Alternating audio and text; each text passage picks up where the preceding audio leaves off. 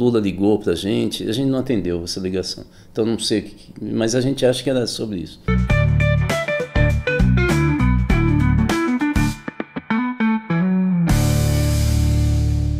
Oi gente, estamos começando mais um Rudá Analisa, tendo como tema central dessa vez, como enfrentar a extrema-direita nas eleições. É um tema que, se você entrar nas redes sociais, você vai ver que 11 em 10 pessoas falam sobre isso, principalmente se são do campo progressista. Então já começa a explicar o que é campo progressista. Campo progressista vem de progresso social, é daí que é o progressismo, né? Ou seja, todos aqueles que defendem uma mudança da situação atual para um progresso da sociedade, ou seja, você mudar o patamar de todas as pessoas, da condição cultural, política, econômica, a gente está falando de progressista. Quando a gente está falando de conservador, acho que já fala, né? Já sabe o que é, né? Conserva essa carne, põe na geladeira, no congelador. É isso, você congela a situação que a gente vive. Então o campo progressista é esse, é o campo de todas as forças políticas que pensam e defendem o progresso da sociedade ou o progresso social. É isso. Lembre-se, se você está gostando do Rudá Analisa, vai lá e se inscreva nos nossos canais. Nós temos mais de 40 canais, mas você pode escolher, por exemplo, do Instagram, YouTube, né? Tem outros, mas também não vou ficar... o Spotify também, para você ficar ouvindo na moto, no carro, na hora que você está indo para o trabalho ou indo para a academia, né? Coloca aí, inscreva-se, depois tem um sininho, aquele sininho que você clica lá para você ser notificado. Avisa os amigos, os inimigos, quem você não conhece também, pode ser o início de um papo, né? Ao invés de ser nesses programas aí, plataforma para conhecer pessoas e tal, você pode mandar o link, falar, olha, eu não te conheço, mas esse negócio é bacana, quem sabe, né? E daí começa alguma coisa séria entre vocês, né? Bom, o fato é que o programa é feito para você e a gente quer também o teu retorno, tua opinião. Põe aí no chat da plataforma que você está, escreve para a gente no WhatsApp, que está o número aí e tal. Então, a gente precisa dessa interação para a gente acertar o rumo, né? Estamos tentando acertar o rumo da nossa vida e por isso a gente está fazendo, entre outros, esse programa, o programa da Mafê, de entrevista, o Fala Rudá, o Cássio, sobre política e crime, né? São novelinhas que ele vai fazer, tem muito tema, muito assunto para falar sobre isso. E aí, então, vamos já direto para o nosso assunto. A questão é o seguinte, então, retomando aquele negócio do campo progressista. Como enfrentar nas eleições a extrema-direita? Bom, a primeira questão é quem enfrenta a extrema-direita? Quem enfrenta a extrema-direita é o campo progressista. O campo progressista, então, pega a esquerda, pega o centro-esquerda e pega até o centro. Esse é o campo progressista. Você pode perguntar... Quem do centro vai enfrentar a extrema-direita? Os liberais. É verdade que grande parte dos liberais, eles estão sempre à direita, o liberal sempre está à direita, ou no centro-direita, e os liberais no Brasil são elitistas, né? É aquele pessoal que você vê de vez em quando falando assim... Tem muito emprego, isso vai gerar inflação. O pessoal está comendo demais, tem que comer de menos, vai ficar obeso, né? E vai gerar inflação. Tudo para eles é inflação, a história é cortar todos os benefícios da área social e só eles é que podem comer caviar, essa coisa. Até esse caviar é ruim. Bom, o fato é que o campo progressista ele é elástico desse jeito. Agora, tem liberais que são de direita mesmo, e que praticamente se encostam na extrema-direita. Esses não vão atacar a extrema-direita, eles vão falar só que é um pouco de excesso e tal. Mas tem um campo do liberalismo progressista que ele se alia esporadicamente com o campo da centro-esquerda, né? Ou às vezes até entra no governo do centro-esquerda. É esse o campo que disputa eleição com a extrema-direita. Então nós precisamos entender o seguinte, como é que pensa e como que historicamente a esquerda e o centro-esquerda, que se aproxima dos liberais progressistas, os liberais progressistas do centro-esquerda, enfrentaram a extrema-direita, ou enfrentaram um processo eleitoral. Historicamente, a esquerda sempre pensou as eleições como um espaço de propaganda e agitação política para convencimento da maioria das populações, como se ele estivesse subindo numa tribuna, sobre valores e esperanças de mudança e possibilidades de mudança da vida vigente, né, daquele status quo. Talvez o autor que tenha feito uma discussão mais nítida nesse sentido foi o Lenin, o grande líder do bolchevique e da Revolução Russa. O Lenin escreveu textos, tem um mais conhecido, sobre o papel dos comunistas nas eleições. E ele sempre deixou claro isso, quer dizer, o campo institucional, quer dizer, o judiciário, o parlamento, o próprio processo eleitoral, né, ele é sempre limitado ou demarcado pela manutenção do poder da classe dominante, seja ela qual for. No capitalismo são os empresários, eles usam o aparelho de Estado e o campo institucional e colocam limites para que ele possa ser alterado. Portanto, eles são quase sempre conservadores, ou eles querem mudanças tecnológicas desde que a estrutura política e econômica se mantenha como sempre foi. O Marx dizia isso. O Karl Marx, que é uma referência do campo de esquerda no mundo todo, e no Brasil não seria diferente, ele dizia que o Estado é o aparelho administrado pela classe dominante, ou que administra os interesses da classe dominante. Então, a ideia da esquerda tradicional, clássica, é de uma certa desconfiança ou uma não esperança em relação a mudanças radicais vindas do campo institucional. Nesse sentido, é importante a gente entender que outra ideia força do campo de esquerda é essa ideia de que a discussão pública para o convencimento das massas em relação às mudanças tem a ver, entre outros aspectos, com a ideia de que os trabalhadores e os pobres podem dirigir o Estado, de que a classe trabalhadora pode dirigir o Estado. Então, num processo eleitoral, a ideia não é ficar se vendendo como sabonete. A ideia é vender o projeto de mudança e de capacidade da população mais pobre e marginalizada em assumir a política e o controle da política e das instituições. Portanto, o processo eleitoral é uma fatia, é um momento de um processo de agitação e de organização. Para a esquerda não basta mobilizar e agitar, é preciso organizar. Por quê? Porque não basta eu querer passar no vestibular, eu tenho que estudar. Então, não basta eu querer que a classe trabalhadora aprenda a ser governo, aprenda a dirigir o Estado e as políticas públicas. Ela tem que se organizar para pouco a pouco, a partir da própria organização, não só estudar, mas começar a fazer ações que levem a classe trabalhadora a saber governar, a se educar, né?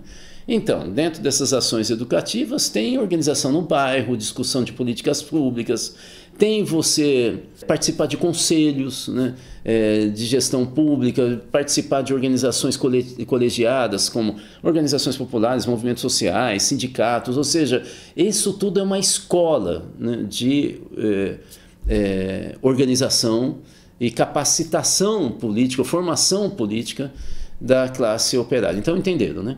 Para a esquerda, eleição é tribuna, que é uma tribuna de agitação e de disputa de valores na sociedade, de convencimento das massas trabalhadoras, mas ela tem que estar vinculada à organização. Isso significa que para qualquer pessoa minimamente formada na esquerda, como esquerda, ele sabe que a eleição é um momento em que você pode colher frutos desde que antes e muito antes da eleição você esteja fazendo também agitação, convencimento e organização política. Então não adianta, como os liberais pensam, porque eles acreditam no parlamento, daqui a pouco nós vamos ver, eles acreditam nas eleições, eles acham que a campanha é só naquele momento do ano eleitoral, aí contrata marqueteiro, e é aí que faz a tal da disputa para eleger, e depois esquece o pessoal que elegeu eles, né? Então, a esquerda é isso. Eu acho que está claro para você que está ouvindo aqui que a esquerda brasileira não faz exatamente isso. Porque a esquerda brasileira está fechada em grupos muito autorreferentes, coletivos, organizações que pouca gente conhece, poucos filiados, e que quando vai para a eleição não tem nem 1% dos votos totais, né, numa eleição nacional. Tal. É um pessoal que sempre está fechado por causa da tradição teórica, no movimento estudantil, alguma coisa de sindicato, mas eles não têm nenhum tipo de impacto na cultura e na disputa de valores, que é uma ideia central da política de esquerda, né, ou da ação da esquerda, da ação estratégica. Então a esquerda brasileira ela é capenga, porque ela muitas vezes é mais fechada numa visão de confraria do que num diálogo e uma disputa dos valores das massas, né? Eles não estão onde as massas estão, né? Eles não estão polemizando, eles não estão discutindo e não tem um método. Então ele é muito autorreferente, quase sempre sectário. Infelizmente no Brasil, a grande maioria das forças de esquerda pensa assim, a não ser aquela esquerda que alguns autores chamam de esquerda social. É a esquerda que não está exatamente no partido, ou está no partido, mas a principal foco e locus de organização são os movimentos sociais e organizações populares. Essa esquerda está na base e está disputando, mas ela está muito desarticulada, porque infelizmente nos últimos anos, essa esquerda social, que não está exatamente nos partidos, ou se está, é marginalmente, porque tem uma esquerda que está nos partidos disputando mesmo a eleição e estando nos governos, essa esquerda social ela começou a se fragmentar em interesses próprios. De novo, a ideia do corporativismo, do localismo, da divisão e não de um projeto nacional. Esse é o problema, o projeto da esquerda para enfrentar uma eleição e como que ela está capenga no Brasil. Vamos pegar centro-esquerda e o setor liberal progressista. Como é que historicamente eles pensaram as eleições?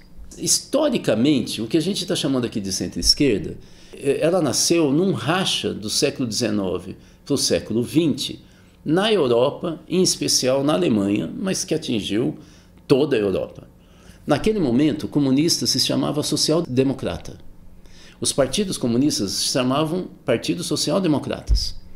E nesse momento, há um racha, principalmente na Alemanha, dos social-democratas, liderados, entre outros, por dois teóricos e líderes da social-democracia alemã, que eram o Kautsky e o Bernstein. Esses dois vão começar a sugerir que, ao invés da revolução armada, do conflito e do confronto, inclusive de rua, era possível, naquele momento da Europa se desenvolvendo, né, industrialmente, e aumentando a classe trabalhadora, que começa a votar nos social-democratas na Europa, na França, na Alemanha e assim por diante, eles sugerem que é possível fazer transformações estruturais e aumentar o poder e a melhoria de condição de vida da classe trabalhadora e diminuir os marginalizados sociais através do parlamento, da produção de leis.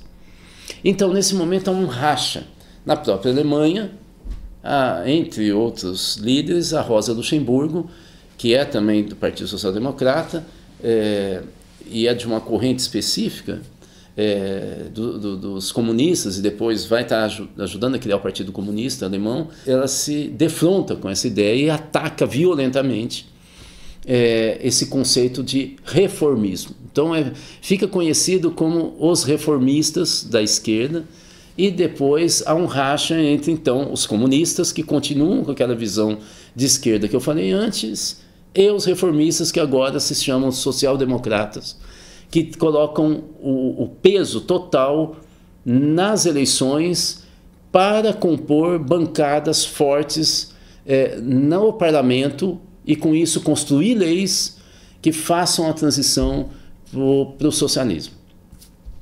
Então, o que a gente tem no Brasil? Nós temos no Brasil organizações de centro-esquerda e liberais progressistas que muitas vezes estão se unindo. Então nós estamos falando aqui da maioria o campo majoritário do PT, nós estamos falando de uma parte do PCdoB, do PSB, uma parte do PDT, uma parte da Rede, uma parte do Partido Verde, né? Porque todos esses partidos têm uma parte mais à direita e uma parte mais à esquerda, né? Mas majoritariamente esse campo é de centro-esquerda e tem alguns liberais, inclusive, progressistas. Esse pessoal, liderado por um movimento mais recente do século XXI, eles focam, em especial nas eleições, como todo o campo de centro-esquerda, aquela origem, né, da social-democracia ou dos reformistas, da virada do século XIX para o XX, porém, surpreendentemente no Brasil, eles não focam na eleição para o parlamento. Eles focam a eleição para o executivo. Então aqui nós temos uma situação que é um paradoxo, quer dizer, o centro-esquerda diz, não precisa da revolução, não precisa do confronto, a gente faz uma ou outra hora pressão popular, mas para quê? Para pressionar o parlamento para fazer leis. Acontece que eles não jogam peso no parlamento. Daqui a pouco eu vou dar alguns dados, nós vamos passar para vocês alguns dados, de como que isso faz com que a população brasileira esqueça em quem eles votaram para deputado. Eles lembram em quem votaram para presidente, eles lembram em quem eles votaram para um pouco menos governador, eles lembram bastante para prefeito, porque está na cidade dele. Eu estou falando de alguns dias depois da eleição, hein? Mas eles não conseguem lembrar 10 dias depois. Quase metade dos eleitores brasileiros não consegue lembrar em quem votou para deputado estadual ou federal.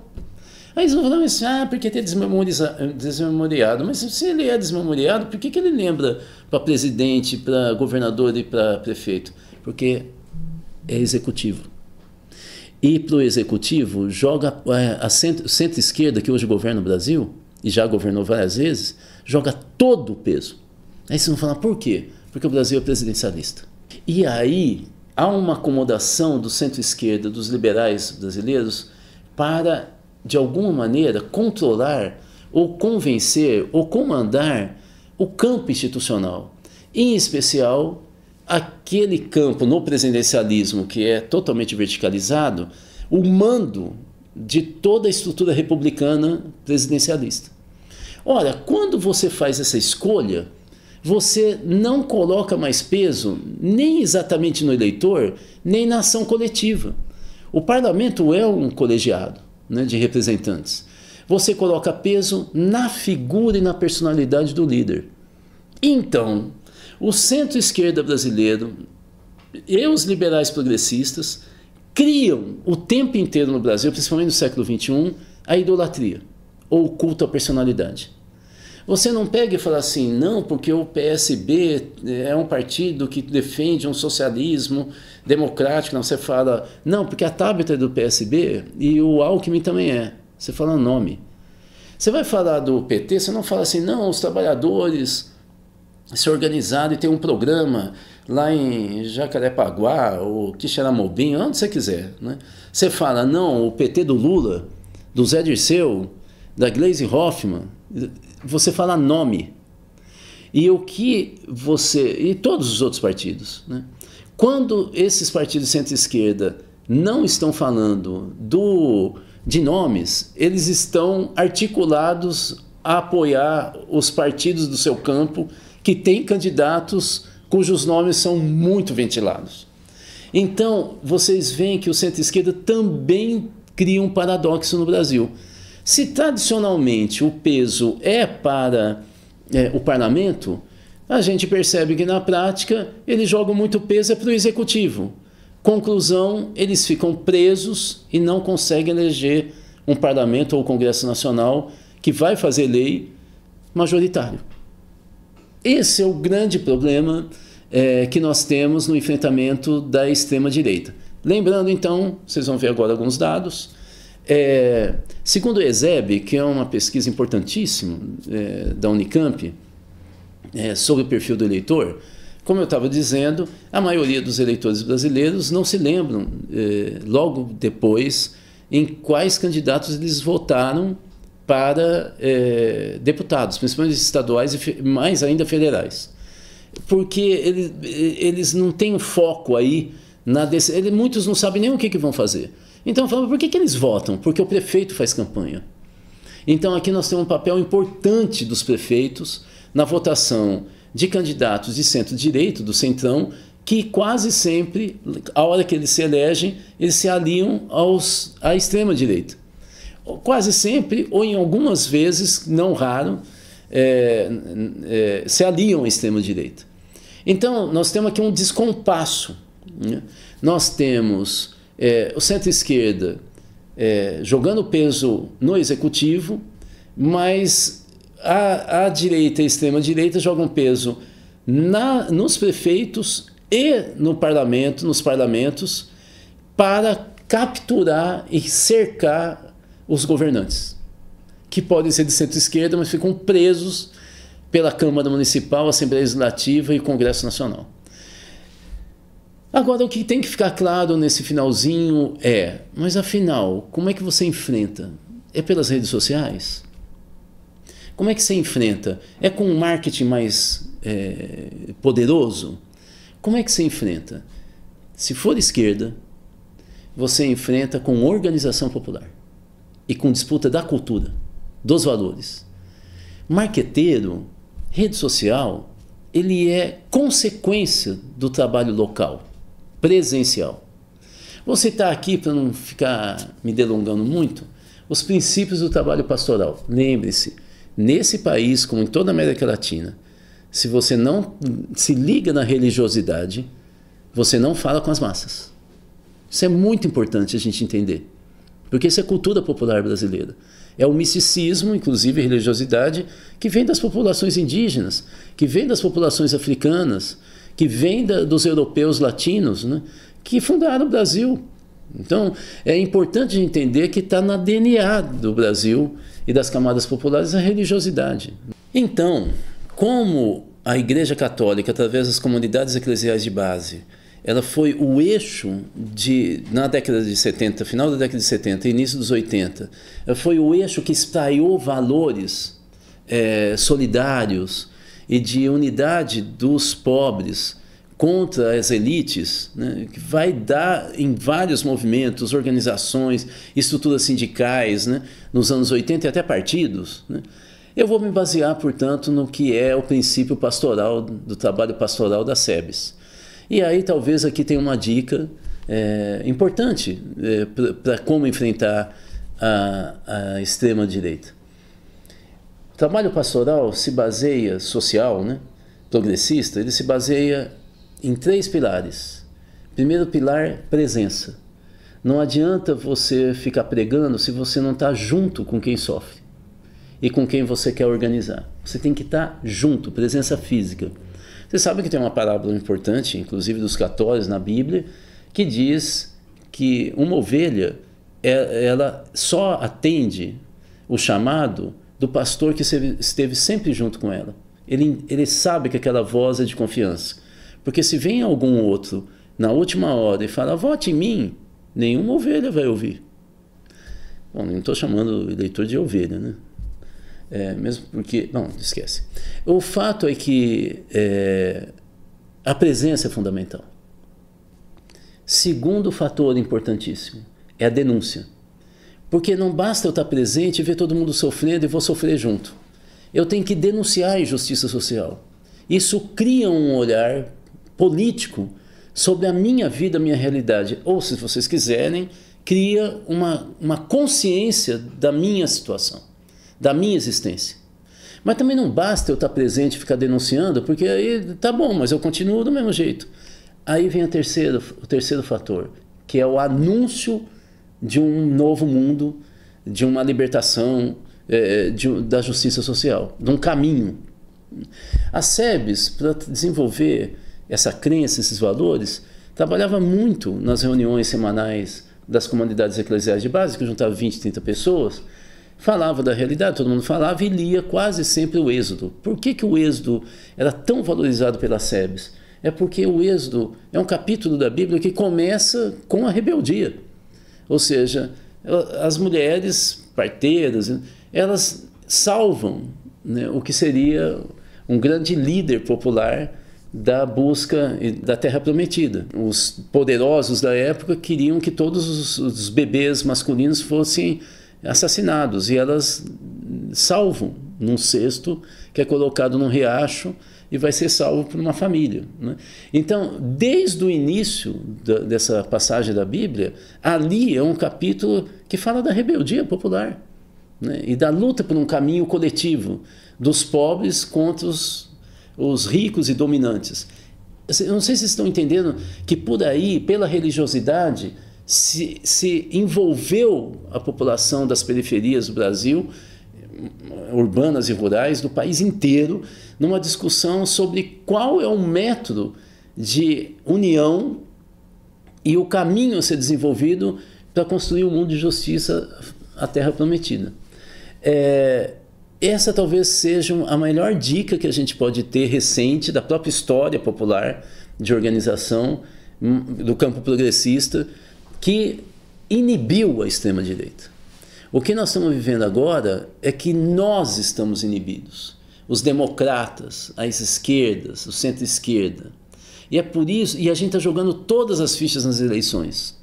Mas para o campo progressista, historicamente, nós só temos peso político e nas eleições se a gente trabalha antes e não na eleição. Então, reforçando, se nós jogamos todas as fichas só nas eleições, focados em personagens e lideranças que nós achamos que serão salvadores, sem organização popular, ou mesmo se a gente fala, nós temos que disputar as redes sociais com a extrema-direita, para apenas agitar, nós não estamos falando de transformação.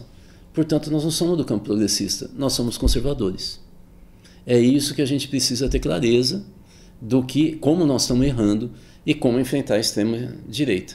É com organização popular e disputa de valores. Não é meramente em apresentar candidatos com nomes fortes. Aí a gente não muda, a gente fortalece o status quo. Gente, se você está gostando do Rudá Analisa, das entrevistas da Mafê, de tudo aí que a gente está fazendo aqui nos canais, lembre-se, primeiro, inscreva-se nos nossos canais. Nós queremos atingir entre 2 milhões e 20 milhões de pessoas. Nós estamos chegando lá, mas precisamos da tua ajuda. Lembre-se que depois que você se inscrever nos nossos canais, seja no Spotify, seja no YouTube, seja no Instagram, clica lá no sininho ou naqueles sistemas de notificação. Quer dizer, quando você clica, você recebe uma informação quando tem programa novo no ar. E divulga ao máximo que você puder, toda a torcida do Flamengo, torcida do Corinthians, até pode ser do Palmeiras também, vai, eu deixo, não tem problema. Mas divulga ao máximo, porque a gente quer criar uma comunidade que conversa. Por isso que nós criamos o Fala Rudá. É para você mandar pergunta e a gente vai respondendo, que é uma forma de dialogar com vocês. Tudo certo? Combinado? Então até a próxima.